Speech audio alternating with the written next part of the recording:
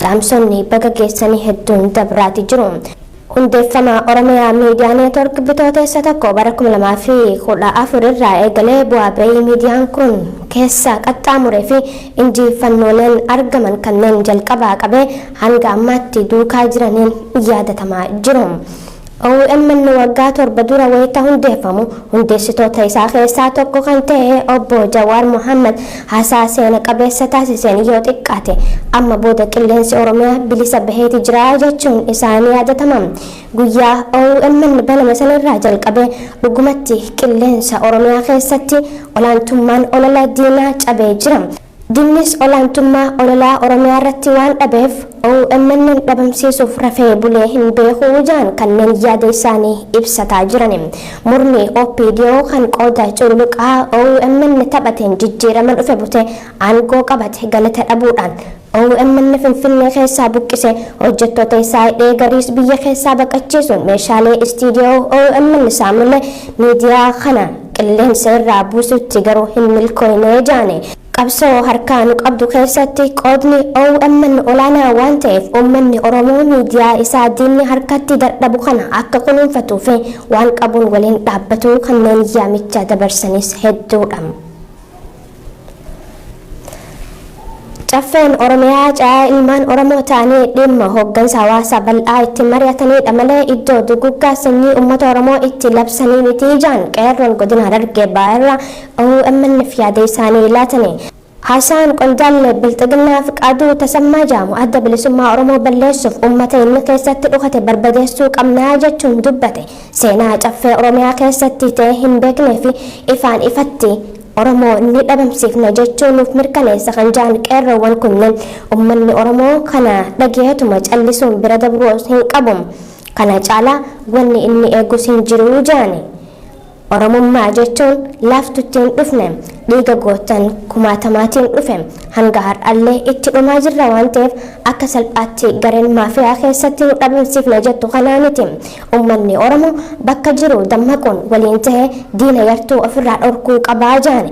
Gama biraatiin achuma Harargee Bahaa aanaa dirree xiyyaaratti halkanidaa qeerroon aanichaa mormii kan dhageessisan yoo ta'u humni waraanaa itti marsuun dargaggoota kanneen akka bittinneessan maddeen keenya garasii gabaasanii jiru.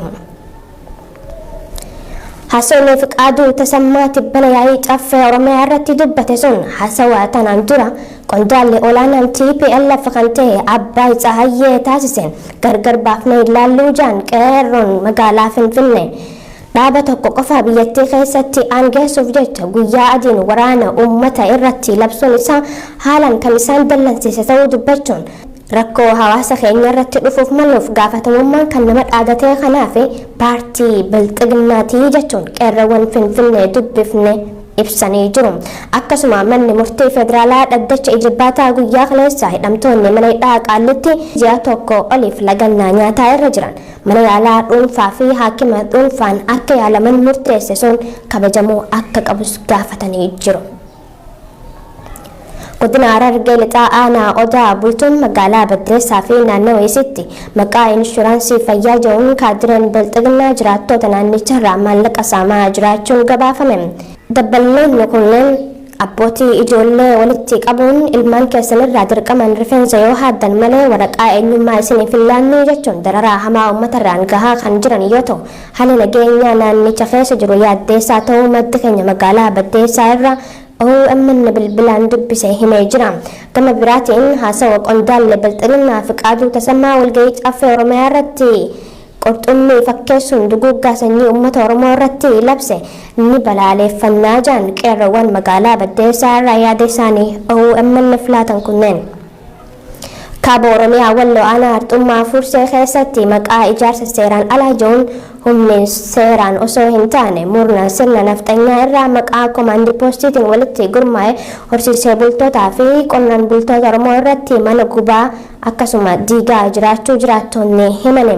Gareen ijaarame manaa fi qabeenya uummatichaa gubaa jiru garee waajjira haqaa irraa ijaarame garee poolisoota irraa ijaarame garee bulchiinsa aanaa irraa ijaarame fi caasaa adda addaa irraa kan of jalaa qabu yoo ta'u gareen kana abbummaan kan hoogganu bulchiinsa aanaa ta'us maddeen ibsanii jiru. Kaayoo fi mul'anni jara kana nagaa uummataa maqaa komaandi poostiin jeequudha kan jedhu uummatni keenya walirraa odeessa kana nuuf qoode labsii fi dambii seera kamiitu mana uummataa gubaa yookaan diigaa jee isinii fayyaman gaafii jiraattotaati. Godina Arsii lixaa aanaa Dodolaa ganda buuraa addeellee jaamee yaamamu keessatti waraanni humna addaa Oromiyaa naqamuun dukkana deeffatanii hawaasa dararaa jiraachuun dhaga'ame. Kana malees waraanni kun gandoota keessa bobboon beeyladoota saamuun maallaqa deeggarsa waraanaatiif oolu walitti sassaabaa jechuun hawaasa dararaa jiranii jaa maddi keenya Arsii lixaa irraa OMN bilbilaan dubbise. Gama biraatiin haasaa qondaalli bilxiginaa Fiqaaduu Tasammaa jaamu caffee Oromiyaa irratti dhiheenya kana taasise kan fudhatama hin qabnedha jaani.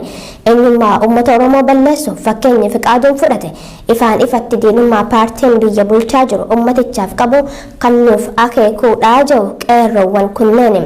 Kanaaf uummanni Oromoo tuffii murni humnaan biyyattii bulchaa jiru isaaf qabu kana ofirraa hambisuuf tokko ta'ee qabsaa'uun bilisummaa ofii goonfachuu qabaa jechuun dhaamsa isaanii dabarfatan.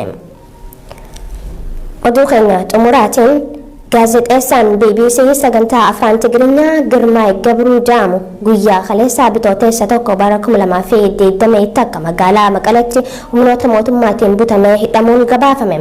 Akka BBC'n gabaasetti riippoortarri kun kan qabame namoota afurii wajjin kaaffee tokko keessa taa'ee osoo jiruutii jee jira. Gaazexeessaan hidhame kanaan alattis naannichatti gaazexeessitoonni AFP fi Financial Times dabalatee gaazexeessitoonni biyya keessaa biroo lama hidhamanii akka turan gabaasichi ibseetii jira. Taateen kun kan raawwatame erga mootummaan Itoophiyaa miidiyaaleen idil addunyaa naannoo Tigraay seenanii haa gabaasanii jee hayyama kanneen booda.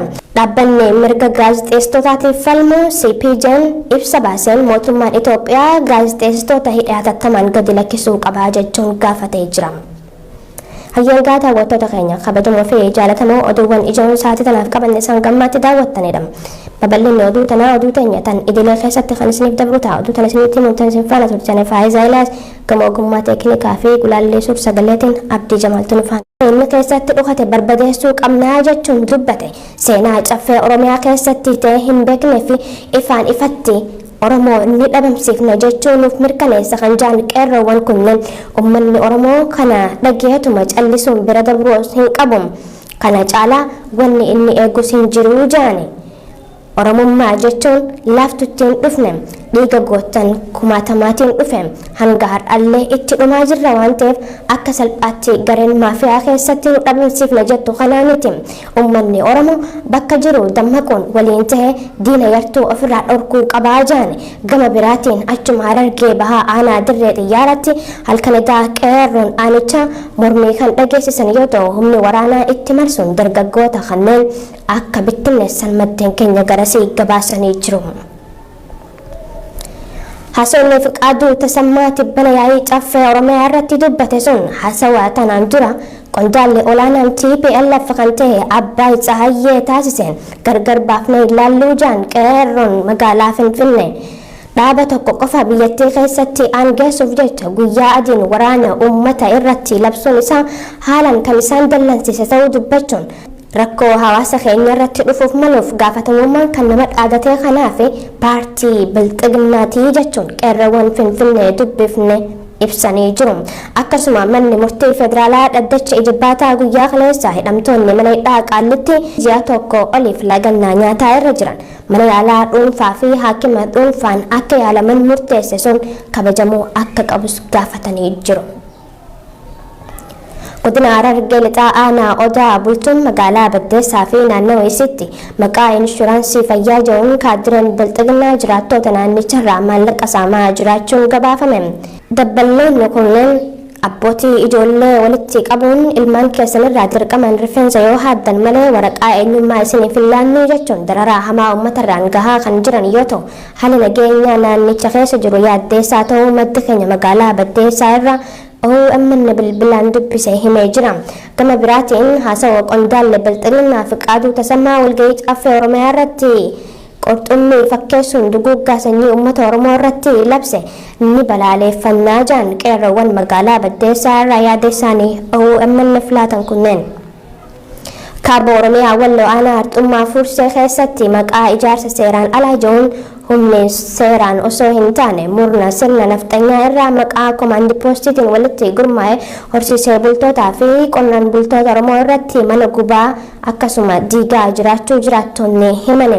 Gareen ijaarame manaa fi qabeenya uummatichaa gubaa jiru garee waajjira haqaa irraa ijaarame, garee poolisoota irraa ijaarame, garee bulchiinsa aanaa irraa ijaarame fi caasaa adda addaa irraa kan of jalaa qabu yoo ta'u gareen kana abbummaan kan hoogganu bulchiinsa aanaa ta'us maddeen ibsanii jiru.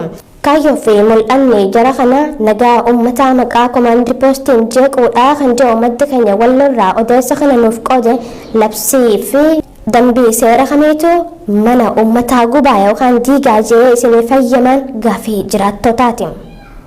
Godina Arsii lixaa aanaa Dodolaa ganda buuraa addeellee jaamee yaamamu keessatti waraanni humna addaa Oromiyaa naqamuun dukkana deeffatanii hawaasa dararaa jiraachuun dhaga'ame. Kana malees waraanni kun gandoota keessa bobboon beeyladoota saamuun maallaqa deeggarsa waraanaatiif oolu walitti sassaabaa jechuun hawaasa dararaa jiranii ija maddi keenya Arsii lixaa irraa OMN bilbilaan dubbise. Gama biraatiin haasaa qondaalli bilxiginaa Fiqaaduu Tasammaa jedhamu caffee Oromiyaa irratti dhiheenya kana taasise kan fudhatama hin qabnedha jedhani. Eenyummaa uummata Oromoo balleessuuf fakkeenya Fiqaaduun fudhate ifaan ifatti diinummaa paartiin biyya bulchaa jiru uummatichaaf qabu kan nuuf akeekuudha jedhu qeerroowwan kunneen. Kanaaf uummanni Oromoo tuffii murni humnaan biyyattii bulchaa jiru isaaf qabu kana ofirraa hambisuuf tokko ta'ee qabsaa'uun bilisummaa ofii goonfachuu qabaa jechuun dhaamsa isaanii dabarfatan. Oduu keenya xumuraatiin gaazexeessaan BBC sagantaa afaan Tigiriinyaa Girmaay Gabruu jedhamu guyyaa kaleessaa bitooteessa tokko bara 2020 takka magaalaa Maqaletti humnoota mootummaatiin butamee hidhamuun gabaafame. Akka BBC'n gabaasetti riippoortarri kun kan qabame namoota 4 wajjin kaaffee tokko keessa taa'ee osoo jiruutii jee jira. Gaazexeessaan hidhame kanaan alattis naannichatti gaazexeessitoonni AFP fi Financial Times dabalatee gaazexeessitoonni biyya keessaa biroo lama hidhamanii akka turan gabaasichi ibseetii jira. Taateen kun kan raawwatame erga mootummaan Itoophiyaa miidiyaaleen idil addunyaa naannoo Tigraay seenanii haa gabaasanii jee heeyyama kanneen booda dhaabbanni mirga gaazexeessitootaatiif falmu CPJ'n ibsa baaseen mootummaan Itoophiyaa gaazexeessitoota hidhaa hatattamaan gadi lakkisuu qaba.